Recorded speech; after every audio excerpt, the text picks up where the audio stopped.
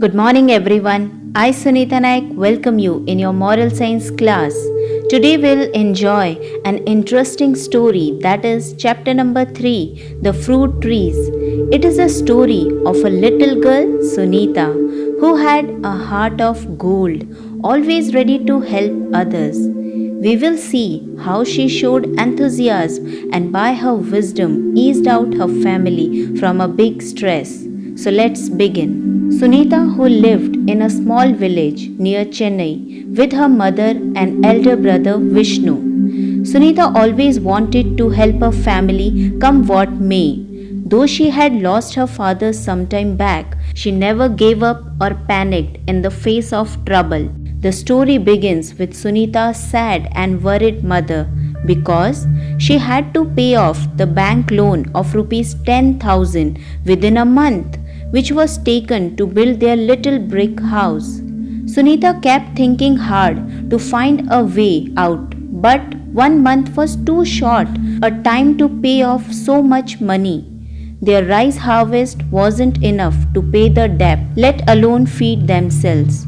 On the other hand, Sunita's mother wanted Sunita to concentrate on her studies, but Sunita could not see her family starving and losing their home and field. One day, while sitting in her fruit garden, in a deep thought, she had a mango seed which she sowed it there.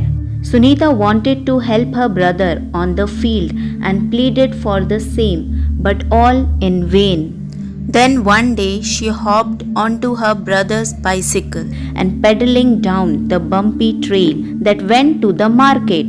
There she met an old family friend, Vikram, a vegetable vendor who was concerned seeing Sunita's grim face.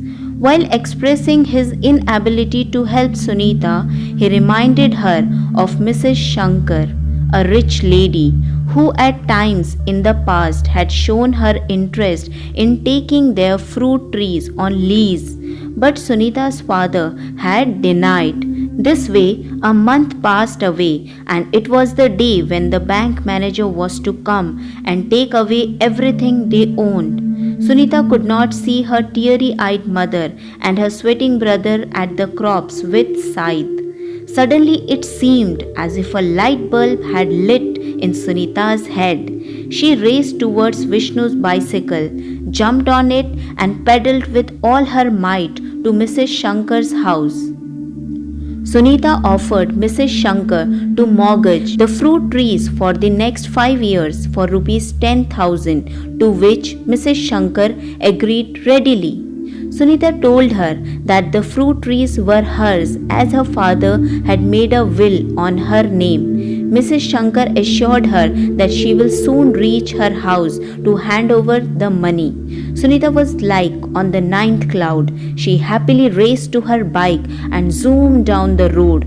But alas, a goat knocked into her, and there Sunita fell off the road and down the hill towards the river and was knocked unconscious.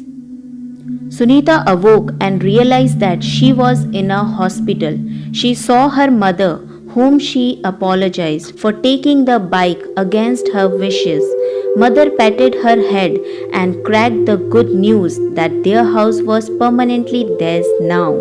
Sunita was overwhelmed with joy and expressed her gratitude to Mrs. Shankar, who had saved her and had even paid for her hospitalization.